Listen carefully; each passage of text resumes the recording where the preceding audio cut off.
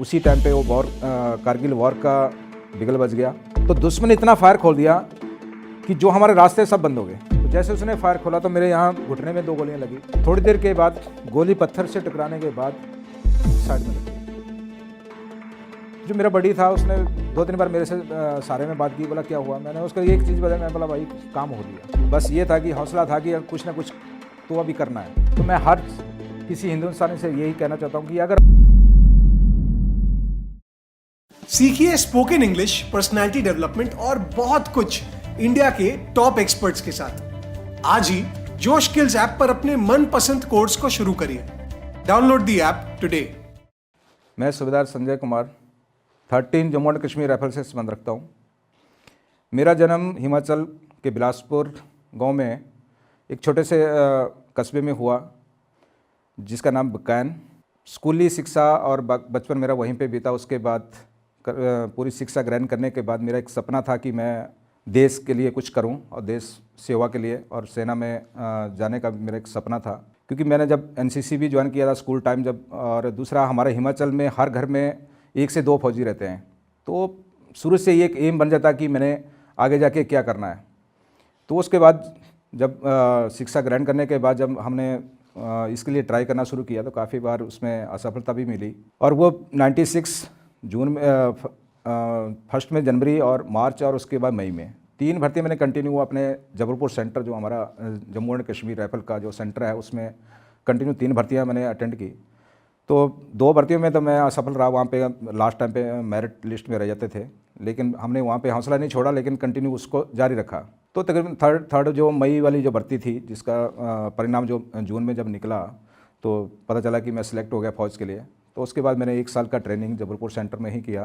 तो जो कुछ था फ़ौज में, आपको पता है कि जो ट्रेनिंग हमारा जिस तरीके से रहता है, वो ट्रेनिंग को हासिल करने के बाद हर सैनिक का सपना रहता है कि वो अपने देश के लिए कुछ ना कुछ वहाँ पे करे। तो ऐसा ही जज्बा लेके हम लोग भी फ़ौज में गए थे। और जैसे मैं ट्रेनिंग ख़त्म करने के बाद जब मैं पोस्टिंग गया तो मेरी जो 13 जम्मू एंड कश्मीर राइफल थी तो वो बैरकपुर कलकत्ता में पोस्टेड थी। जैसे मैंने वहाँ जाके उनको ज्वाइन किया तो कुछ ही टाइम के बाद हमारी जो पोस्टिंग थी वो सोपोर श्रीनगर के इलाके में डिप्लॉय हो गई। तो 2 साल मैंने बहुत कुछ सीखा वहाँ। और सीखने के बाद जैसे वहाँ का टर्नओवर 2 साल का जब ख़त्म हुआ तो उसी टाइम पे वो कारगिल वॉर का बिगल बज गया। क्योंकि जो दुश्मन ने वहाँ पे घुसपैठ कर दी थी उसके लिए हमारी जो यूनिट मेरी जो यूनिट थी 13 जम्मू एंड कश्मीर राइफल को भी वहाँ जाने का मौका मिला। और उस टाइम पे मैं जब मेरी पलटन सेलेक्ट हुई थी तो मैं उस टाइम पे लीव पे था। और लीव से जब वापस आया ट्रेनिंग कैंप में तो मुझे पता चला कि मेरी पलटन आगे जा रही है। तो हम लोग जल्दी से अपनी पलटन में पहुँचे और अपने साथियों के साथ मिल के द्रास के लिए मूव कर गए। जो चीज़ हमने इतने साल में सीख रखा था उसको हमें पता था कि वो इम्प्लीमेंट करने का टाइम है।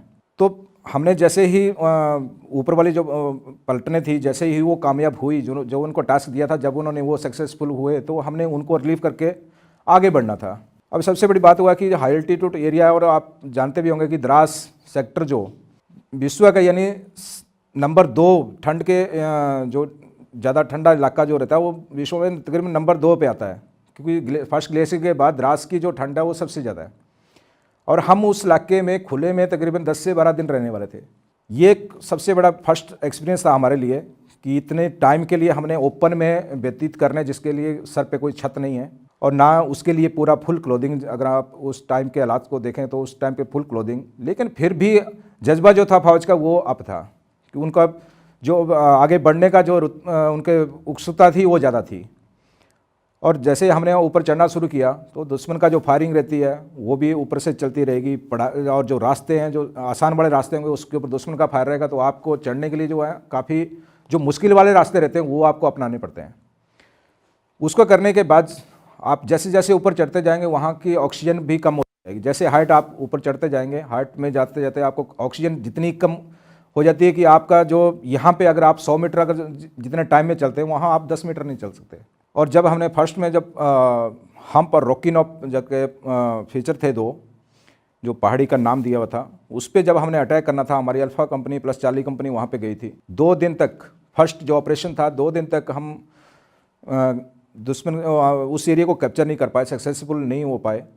लेकिन जब तीसरे दिन जब सुबह ही तकरीबन हमने दिन को ही अटैक करके बिना किसी कैजुअलिटी से उस एरिया को ले लिया, बिना किसी कैजुअलिटी के। वो सिर्फ जो हमने, जैसे मैंने पहले बताया कि वो हालात सिखाते थे हमारे को कि हमने यहाँ लड़ना कैसे है, इस सिचुएशन को हमने कैसे पार करना है। वो वहाँ पे ऑटोमेटिक ही दुश्मन के साथ रह के और उस हालात से जूझ के ही हमें उस आइडिया से आना शुरू हो जाता था। और जब वहाँ फर्स्ट ऑपरेशन जब हमारी यूनिट ने जब सक्सेसफुल किया तो जो जवानों में जो जोश था वो काफ़ी बढ़ गया।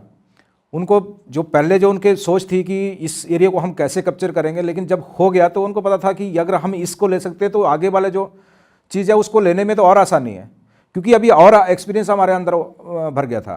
क्योंकि जो एक्सपीरियंस पीछे लिए और यहाँ लिए उससे तो हम कहीं और अच्छा आगे जाके कर सकते हैं। तो तकरीबन एक हफ्ते के बाद जब नेक्स्ट ऑपरेशन हमें मिला, जो एरिया मिला था वो था 0.4875 मॉस्को वैली पे, और वो भी अपने इतना इम्पोर्टेंट इलाका था वो कि जो नेशनल 1 अल्फ़ा था हमारा, जो श्रीनगर से लेह की तरफ जाता है, उस पर वो बैठे हुए दुश्मन जो थे वो पूरा डोमिनेट करते थे ऊपर से। और जो हमारी गाड़ियाँ, सिविल की गाड़ियाँ वहाँ पे जितनी जाती थी उनको वो ऊपर से हिट करते थे। तो पूरी प्लानिंग करने के बाद 2 तारीख को हम लोग ऊपर चढ़ना शुरू कर दिया। 3 जुलाई को हम लोग दिवस मैप पे जहाँ पहुँचना था वहाँ पहुँच गए, और 4 जुलाई को हमने पूरा प्लान करने के बाद लास्ट लाइट के बाद हमने ऑपरेशन करना था। तो जिस दिन ऑपरेशन होता है उस दिन दुश्मन का फायरिंग और हमारा फायरिंग नॉर्मल टाइम से डबल बढ़ जाता है। इतना बढ़ जाता है कि दुश्मन को भी आइडिया हो जाता है कि आज इस पोस्ट पे अटैक होना है।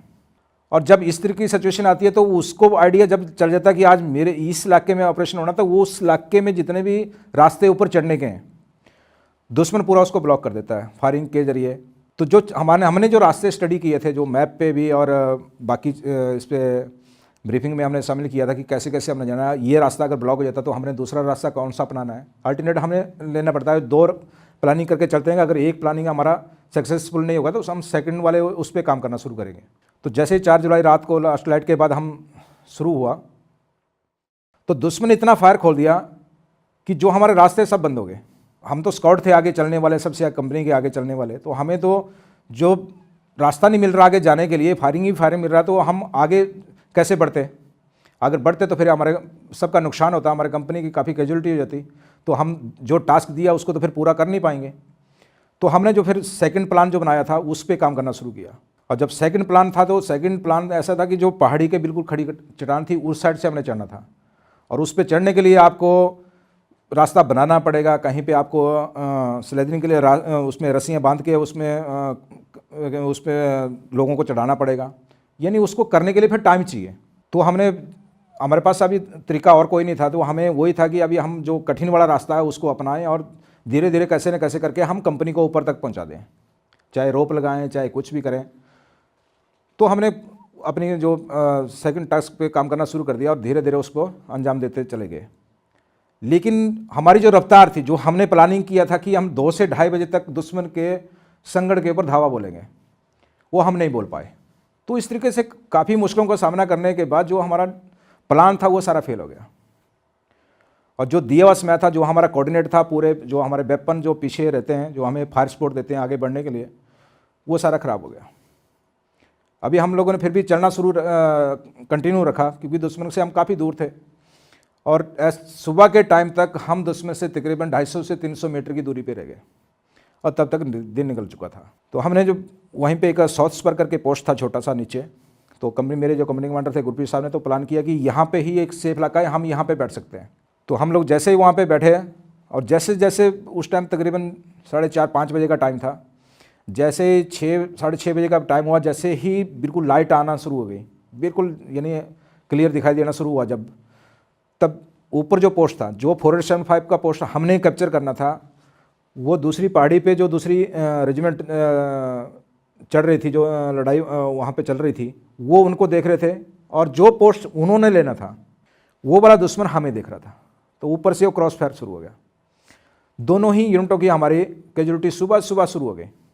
और जब आपको पता ही है, जब कैजुअलिटी शुरू हो जाती है तो फिर उसमें सोच विचार करने के लिए शुरू हो जाता है कि अभी अगर इस तरीके से कैजुअलिटी रहेगी तो आप क्या करोगे, क्योंकि यही तो एक डिसीजन मेकिंग रहता है। जो हमारे कमांडर रहते हैं तो वही मैप पे डिसीजन अभी क्या लेंगे। अब सभी को यही था कि जो हमारे पास टाइम है इसको कैसे न कैसे हम मैनेज करें और कैसे न कैसे हम दुश्मन तक पहुँचें। लेकिन उसके लिए दिन को आगे बढ़ना काफ़ी मुश्किल था। अभी आप जानते हैं कि वो पक्के संगड़ तो बंकर नहीं थे, वो संगड़ थे जो पत्थरों से बना के उन्होंने चारों तरफ से पत्थरों की ढेरी लगाते थे और बीच में खुद बैठ जाते थे। तो जब उसके आसपास में कोई भी आके आरटी का गोला होगा या एडीएम की मिसाइल होगी, जब वो उसके आसपास जाके फटेगा तो उससे ब्लास्ट होगा। ब्लास्ट होने से उसके तो स्प्लिंटर निकलेंगे, पत्थर भी टूट के और ज़्यादा बनाएंगे। तो वो क्या था कि दुश्मन की जो 2 गनें थी, ये 2 EMG गनें थी जो यूनिवर्सल मशीन गन होती है पाकिस्तान आर्मी के पास। तो वो गनें कुछ टाइम के लिए, कुछ सेकंड, यानी हमने जो टाइम नोट किया था तो तकरीबन 40 से 45 सेकंड का टाइम मिला था हमारे को, जो उस टाइम पे उनकी गन फायर करना बंद हो जाती थी। तो वो टाइम था हमारे पास कि हम यहाँ से अपन जहाँ हम इस टाइम बैठे थे, यहाँ से भाग के उस एरिया में पहुँच जाएँ जहाँ पे आर्ट भी थी और दुश्मन की नज़रों से बाहर चले जाएँ। तो हमने पूरा प्लान किया कि जो सेक्शन थी हमारी, एक JCO 10 सवार की हमारी सेक्शन थी, जो लीडिंग सेक्शन थी जिसका मैं स्काउट था। तो हमने सभी ने प्लान किया कि इसको कैसे अंजाम देना आगे, क्योंकि बिना प्लानिंग से कुछ नहीं हो सकता था।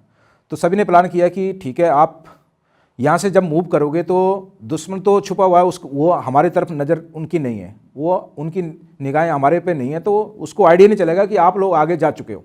और उसके बाद फिर धीरे धीरे क्रॉल करके, हमारे पास पूरा दिन पड़ा है और पूरी रात है लड़ने के लिए। हमें कैजुअलिटी, कम से कम कैजुअलिटी में आगे बढ़ना है और जितनी भी कार्रवाई आप करोगे वो पूरी साइलेंट होगी, सिर्फ इशारों पे। हमने, क्योंकि अगर वहाँ पे हम हल्ला करते या बातचीत करते या कुछ इशारे करते, फायरिंग करते, तो जो ऊपर बैठा पोस्ट पे जो पाकिस्तान का सोल्जर है उसको पता चल जाता कि हमारी लोकेशन कहाँ है, क्योंकि हम जस्ट उसके पीछे नीचे बैठे हैं, 50 मीटर के नीचे बैठे हैं। वो पत्थर भी गिराएगा तब भी मार देगा, ग्रेनेड फेंकना तो दूर की बात थी, क्योंकि वो हाइट पे बैठा है, उसके पास जो हाइट का सबसे ज़्यादा फ़ायदा था उसको। लेकिन हमारे पास वो नहीं थी, हमें हाइट चाहिए थी कैसे न कैसे।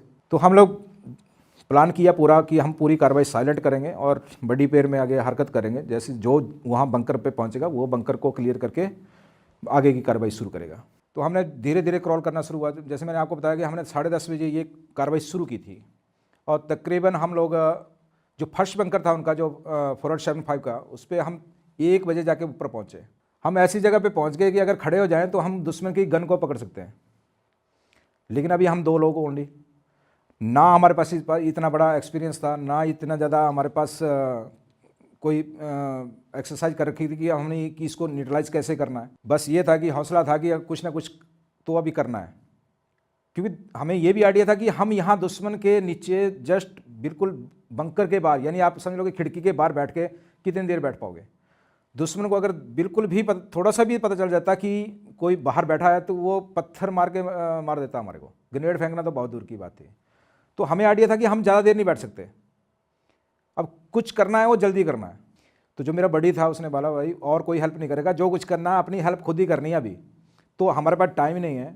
आप ऐसा करो, अपनी फील्ड पट्टी जो हमारे पास रहती है, अपने आप को इंजर्ड जब हो जाते हैं तो उसको ड्रेसिंग करने के लिए, तो मेरे पास भी फील्ड पट्टी थी, उसके पास भी फील्ड पट्टी थी, तो उसने अपनी भी निकाली और मैंने भी अपनी निकाली। तो उसने कहा तू यहाँ बैठ जा और अपने हाथों में पट्टियाँ बांध ले और यहाँ अपना बिल्कुल रेडी रहना तूने। मैं थोड़ा सा लेफ्ट साइड में जाऊँगा, थोड़े से आगे एक पत्थर था, उसकी आड़ थी, मैं उस लाके आड़ से जाके ग्रेनेड फेंकूँगा।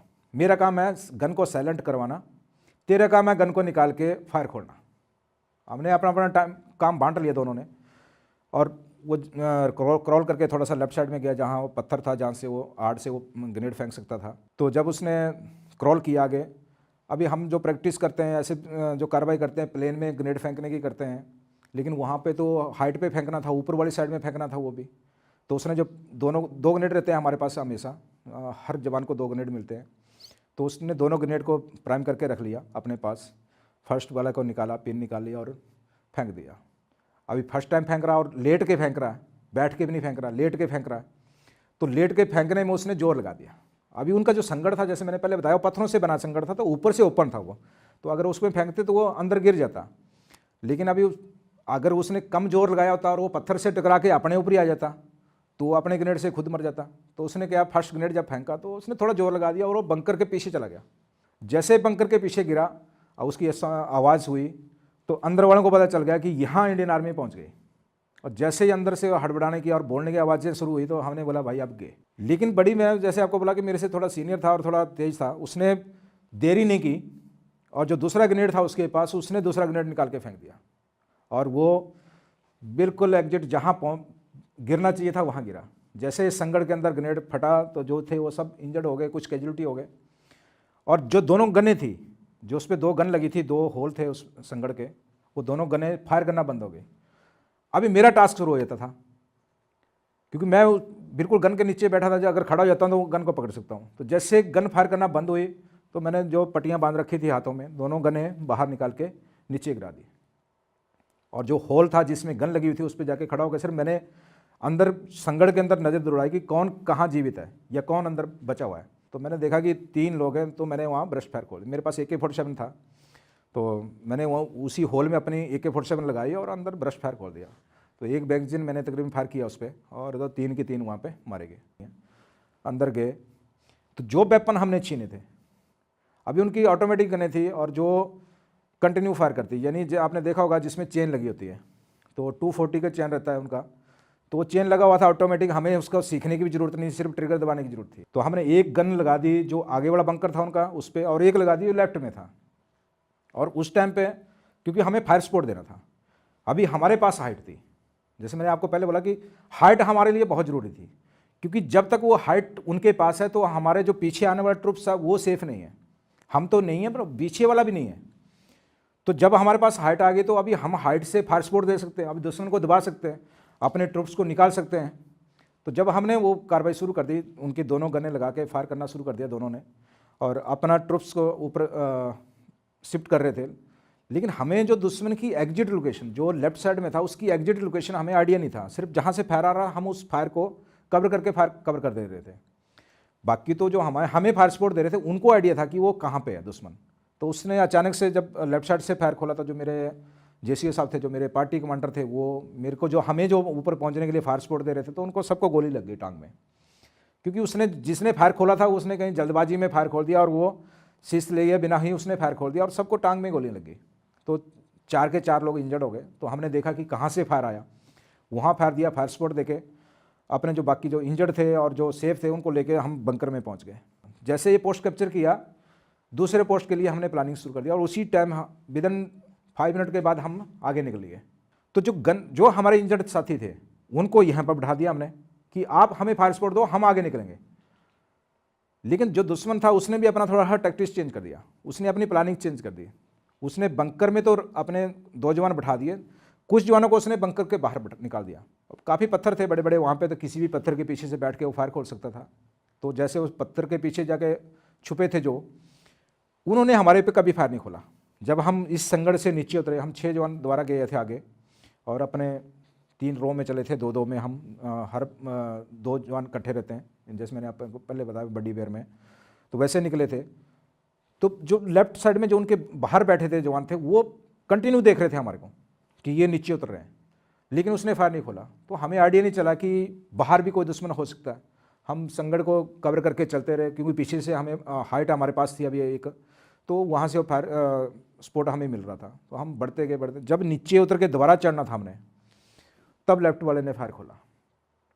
और अभी आपको बताइए कि जब फर्स्ट टाइम कोई फायर खोलेगा तो शीश लेके खोलेगा, क्योंकि वो तो बैठा हुआ और हाइट पे बैठा था, क्योंकि अभी दूसरे पोस्ट की हाइट थी वो, तो उस पर बैठा था साइड में। और जब शीश लेके फायर खेला था, जो लेफ्ट साइड में मेरे 2 जवान थे, परवीन और श्याम, तो उनको सामने उसका ब्रश फायर लगा। तो जैसे उनका गिरना, बाकी हम जो 4 थे, हम भी जहाँ थे वहीं लेट गए, क्योंकि मैंने आपको बताया पथरीला इलाका था तो पत्थर काफ़ी थे वहाँ पे।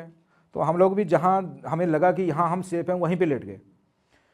अब जब लेट गए तो उसको तो पता था ऊपर वाले को कि कहाँ कहाँ कौन है, उसने तो हमारी हर लोकेशन देख रखी थी, लेकिन हमें लोकेशन का पता नहीं था, क्योंकि फायर की आवाज़ होना और हमारा लाइन पोजीशन होना एक एक्शन था। अभी जब उसने इधर वालों के ऊपर फायर खोला था तो ये तो दोनों डेथ हो ली है। अभी यहाँ से कोई रिस्पांस नहीं आया, तो उसने देखा कि यहाँ कोई रिस्पांस नहीं करा, तो सेकंड नंबर हमारा था, बीच में हम थे, तो हमारे पे मेरी उसको टांग दिखाई दे दी, क्योंकि जब मैं ऐसे लेटा था तो ऐसे राइट साइड में ऐसे मेरा बॉडी था, तो मैं उसकी तरफ कोई पत्थर था उसके पास में जाके लेट गया हार्ड लेके, लेकिन ये टांग मेरे पत्थर के थोड़ी सी ऊपर रहेगी, जो उसको दिखाई देना शुरू कर गई। तो उसने देखा कि यहाँ टांग है, तो इसका मतलब कोई ना कोई यहाँ है। तो जैसे उसने फायर खोला तो मेरे यहाँ घुटने में 2 गोलियाँ लगी, और गोली लगने के बाद जैसे मुझे एहसास हुआ कि मुझे गोली लग गई, तो मैंने टांग को सीधा कर दिया, थोड़ा नीचे कर दिया उसको। लेकिन उसको ऊपर वाले को तो पता था कि यहाँ कोई था पहले, अभी टांग नहीं दिखाई दे रही, लेकिन पहले तो थी, इसका मतलब यहाँ है। उसने तकरीबन 5 से 10 मिनट तक कंटिन्यू फायर रखा। थोड़ी देर के बाद गोली पत्थर से टकराने के बाद साइड में लग गई। जो मेरा बड़ी था उसने 2-3 बार मेरे से सारे में बात की, बोला क्या हुआ, मैंने उसको एक चीज़ बताई, मैं बोला भाई काम हो लिया। बोला ज़्यादा तो नहीं, मैंने नहीं नॉर्मल है, आप टेंशन मतलब आप अपनी जगह रहो। तो उसने सारा किया, बोला तो थोड़ा सा और आगे आ जा, यहाँ थोड़ी सेफ जगह है, थोड़ी आड़ अच्छी है, तो आप थोड़ा और। मैं थोड़ा और क्रॉल किया, आगे चला गया। तो उसके जो फायरिंग था वो पीछे था, वो वहीं फायर करता रहा तकरीबन 8 से 10 मिनट तक। तो मैंने शिफ्ट कर दी अपनी जगह थोड़ी सी, इसलिए बाकी बुलेट कोई नहीं लगा। फिर जो मेरे राइट साइड वाले थे उसने देखा यहाँ से भी कोई रिस्पांस नहीं आ रहा, इसका मतलब ये भी मर गए, यानी वो सबको किल करके निकल रहा था अपनी तरफ से। जो राइट वाले थे उनकी भी उसने पोजीशन देख रखी थी कि कहाँ है, वहाँ फायर खोला उन्होंने। उनको भी एक को कंधे में गोली लगी, एक को टांग में लगी। तो जब हमने तकरीबन 15 से 20 मिनट के बाद आपस में कांटेक्ट किया तो उन्होंने सभी ने कहा कि भाई सबको लग गई। तो हमने सभी ने प्लान किया कि भाई चुपचाप यहीं बैठे रहो, इसको एहसास होने दो कि यहाँ कोई नहीं है। सबको गोली लगने के बाद भी किसी ने भी बिल्कुल शब्द मुंह से नहीं निकाला है, उसके फायरिंग करना तो दूर की बात है। तो जब उसको एहसास हो गया तकरीबन आधे घंटे के बाद कि यहाँ से ना तो कोई बातचीत हो रही है, ना कोई चिल्ला रहा है, इस सबको गोली लगने के बाद ना ये फायरिंग का जवाब दे रहे हैं मेरा, ना ये आगे पीछे हरकत कर रहे हैं कि यहाँ सेफ जगह नहीं है, तो इसका मतलब जो यहाँ है सब खत्म है। जब वो निश्चिंत हो गया आधे घंटे के बाद, तब उसने अपना पोजीशन चेंज करना शुरू किया, गन रखी आराम से कंधे पे, क्योंकि उसकी तरफ से तो सब मर गए। जब वो ऊपर चढ़ना शुरू हुआ तो हाइट काफ़ी थी, तो चढ़ाई काफ़ी थी, तो उसके पाँव से पत्थर निकल के नीचे गिरता हुआ आ गया। तो हमें आवाज़ आई कि कुछ गिर रहा है। अभी गिरेगा तो तब जब कोई चलेगा। तो हमने आइडिया लगा लिया कि अब ये चल रहा है, अब ये शीश लेके फायर नहीं खोल सकता हमारे ऊपर, अब इस शीश लेके तो हम खोलेंगे, क्योंकि हम बैठे हैं अभी। क्योंकि हम लोग इसीलिए तो इसी चीज़ का तो वेट कर रहे थे कि हमें कोई गैप मिले, हमें मौका मिले कि हम उस गैप को पूरा कर सकें। जब हमें लगा काफ़ी देर के बाद कि ये ऊपर चढ़ रहा और ये अभी शीश लेके फायर नहीं खोल सकता, तो जो मेरा बड़ी था उसने कहा तो जो गन मैंने आपको बताया जो छीनी थी 2 गनें, उसमें से एक गन मैं अपने साथ ले गया था। तो मैंने गन को पत्थर पे सेट किया और शीश लिया, वो 2 थे, दोनों के ऊपर फायर खोला, ब्रस्ट में मैंने, दोनों मर गए। जैसे दोनों गिरना, जो संकट में बैठे थे वो भाग गए।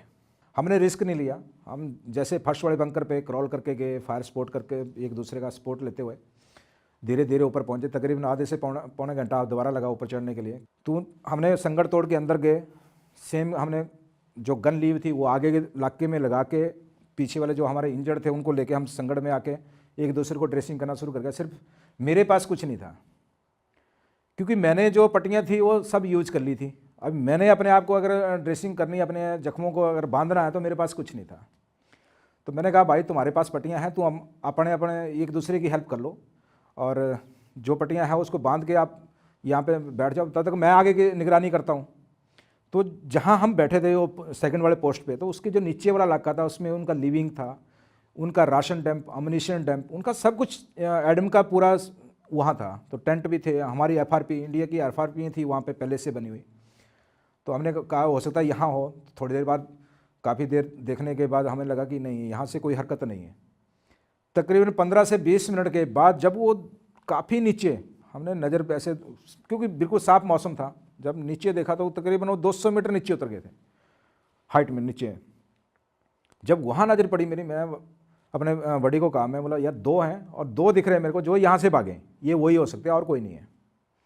तो उसने कहा कि फायर खोल दे। मैंने कहा यार दोनों के रास्ते अलग अलग गए हैं, अगर मैं एक पे फायर खोलूँगा दूसरे वाला छुप जाएगा पत्थरों में कहीं भी, तो 2 गन लगाते हैं और दोनों इकट्ठे फायर खोलेंगे। उसने कहा यार तू एक पे कर ले, दूसरे को कल देख लेंगे अगले बड़े पोस्ट पे। तो मैंने एक पे फायर खोला तो दूसरे वाला भी वहीं आ गया, जैसे एक गिरा दूसरे वाला वहीं आ गया, तो दूसरे पे भी फायर खोला। इन दोनों का मरना, जो उनका लास्ट पोस्ट था जो 475 पे लेग्स में लास्ट व्हील बैक में जाके, वहाँ से काउंटर अटैक का एक एक्शन था उनका। यानी जो लोग इस इलाके से, जैसे मैंने पहले बताया, भाग के गए थे, जो लास्ट वाले पोस्ट पे जाके इकट्ठे हुए थे, उन्होंने वहाँ से आके हल्ला डालते हुए वो भागना शुरू कर गए। तो हम टोटल 3, उनका भी काउंटर अटैक करना बिल्कुल सही था, क्योंकि उनको पता था कि यहाँ तक जो इंडियन आर्मी के जवान पहुँचे होंगे आधे भी नहीं है। अगर मान लो 50 आदमी आए होंगे तो इस टाइम 10 भी नहीं होंगे, और वो 15-20 थे, और हम तो टोटल 3 थे, और 3 में भी सेफ 1 था और 2 इंजर्ड थे। तो हमने फायर तो खोल के रखा वहाँ, लेकिन अभी उनका काफ़ी ज़्यादा लोग थे। लेकिन जैसे जैसे हम आगे बढ़ते गए, हमें वो ध्यान नहीं आ रहा था ना कि जैसे जैसे हम आगे बढ़ रहे हैं तो पीछे का इलाका हम सेव करते जा रहे हैं ना। तो हमारे भी जो ट्रूप्स था पीछे वाला वो आगे बढ़ रहा था। ठीक 20 मिनट के अंदर अंदर हमारा जो ट्रूप्स था, मेरी कंपनी थी, वो पहुंच गई। प्लस अल्फा कंपनी तो ऑलरेडी जो रिजर्व थी मेरी, वो साथ साथ चल रही थी राइट साइड से, वो उसको फायर सपोर्ट दे रही थी हमारे को। तो दोनों साइड से फिर फायर खोला 15-20 मिनट के बाद। तो जो उनका काउंटर अटैक था, काफ़ी नीचे थे वैसे वो, उनको आने के लिए एक घंटा लगना था ऊपर आने के लिए। तो 20 मिनट के बाद जब हमारे दोनों कंपनियों ने फायर खोला तो उनका जो काउंटर अटैक था फिर वो वापस निकल, क्योंकि वो आगे चढ़ने नहीं दिया हमारे बाकी, क्योंकि काफ़ी वेपन फायर करना शुरू कर गए वहाँ पे। नहीं तो मैं एक ही कर रहा था, तो एक वेपन और 50 वेपन या 20 वेपन लगाना तो उसमें कितना फायर सपोर्ट होगा। तो उनका काउंटर अटैक वापस हो गया। तो उसके बाद फिर डॉक्टर साहब आए, कंपनी कमांडर आए, बातचीत हुई कैसे क्या था, जो वहाँ पे उनके डेड बॉडीज़ थी वो रिकवर की, उनके जो वेपन इक्विपमेंट जो उनका सामान। तो फिर वो सर्चिंग शुरू हो गई उस इलाके की पूरी। और पाकिस्तान का तो था ही कि उसने डैम्प ऐसे लगाए थे जैसे उसका वो परमानेंट इलाका है। उसने ये सोचा था कि ये इंडिया वाले यहाँ तक नहीं पहुँचेंगे, और इंडिया वाले इतने जल्दी पहुँचे कि वो इंडिया वालों ने भी नहीं सोचा था कि हम इतने जल्दी वो एरिया कैप्चर कर लेंगे। तो जैसे मैंने आपको बताया कि पाकिस्तान आर्मी में पहले तो जो सबसे बड़ी कमी थी वो थी लीडरशिप। और हमारे फौज के बीच में जो हमारे लिए सबसे बड़ी जो खासियत थी वो थी हमारी लीडरशिप। जो हमारे कमांडर, जो हमारे सबॉर्डिनेट, जो बाकी जो ऑल लेवल का कमांडर आप समझ सकते हैं, जब एक सेक्शन लेवल से लेके एक बटालियन कमांडर तक उस टाइम पे इन्वॉल्व थे वॉर के बीच में, सबका मैनेजमेंट। क्योंकि मैनेजमेंट सबसे बड़ी उस लड़ाई के बीच में कौन से लोग को आपने, किस जवान को आपने क्या टास्क बांटना है। तो जैसे मेरे कंपनी कमांडर ने जब मुझे लीडिंग स्काउट के लिए चूज़ किया था, तो मुझे उसको पता था कि संजय क्या कर सकता है, क्योंकि उसको पता था कि मैं कहाँ का रहने वाला हूँ, मेरा वहाँ का इलाका कैसा है, और मैं वहाँ पे इस जगह पे आके उनके किस काम आ सकता हूँ। क्योंकि लड़ाई मैंने नहीं की थी पहले, मैंने उसकी एक्सरसाइज भी नहीं की थी, लेकिन वहाँ पे वो टाइम ने सिखाया सब कुछ, मेरे सीनियर ने सिखाया मुझे वो सब कुछ, तब वो कर पाया।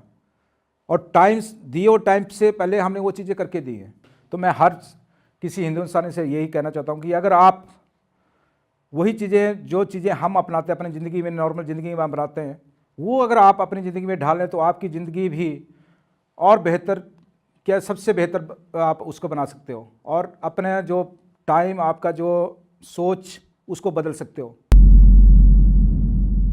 क्या आप अपने करियर और जिंदगी के ग्रोथ से खुश हैं, सेटिस्फाइड हैं? हमारे करवाए गए एक सर्वे के मुताबिक 75% से ज्यादा लोगों का यह कहना है कि अगर वो अपनी पर्सनैलिटी, कम्युनिकेशन स्किल्स और इंग्लिश फ्लुएंसी पर ज्यादा फोकस कर पाते तो वो अपने करियर में बहुत आगे होते। मैं नहीं चाहता हूं कि आप भी उन 75% लोगों में से हो, इसलिए मैं आपको एक सुझाव देना चाहता हूं। एक ऐसा सुझाव जिसने आज तक 1,30,000 से ज्यादा लोगों की मदद की है इंग्लिश, कम्युनिकेशन स्किल्स और पर्सनैलिटी डेवलपमेंट में। जी हां, मैं बात कर रहा हूं इंडिया के top English and personality development app की, जिसका नाम है जोश स्किल्स। नाम तो सुना ही होगा। ये ऐप आपको कैसे हेल्प करेगा? जोश स्किल्स का हर एक कोर्स डिजाइन है आपको जिंदगी में आगे बढ़ाने के लिए। चलिए स्पोकन इंग्लिश की ही बात कर लेते हैं। रोजाना इस कोर्स में आपको मिलेंगे video lessons, quizzes, practices and face to face दूसरे स्टूडेंट्स के साथ बात करने का मौका। आप क्या सही बोलते हैं और क्या गलत, हर एक चीज पर आपको फीडबैक भी दिया जाएगा। और तो और लर्निंग को मजेदार बनाने के लिए आपको पॉइंट्स भी मिलेंगे, और टॉप स्कोरर्स को हमारे तरफ से अवार्ड्स मिलेंगे। इससे बेहतर लर्निंग क्या हो सकती है? सिर्फ यही नहीं, हमने इस ऐप को बदलकर एक ब्रांड न्यू लुक और फील दिया है, ताकि आपकी लर्निंग और भी इफेक्टिव हो और आप अपनी जिंदगी में आगे बढ़ पाए। आज ही डाउनलोड करिए जोश स्किल्स ऐप और अपनी जिंदगी में आगे बढ़िए।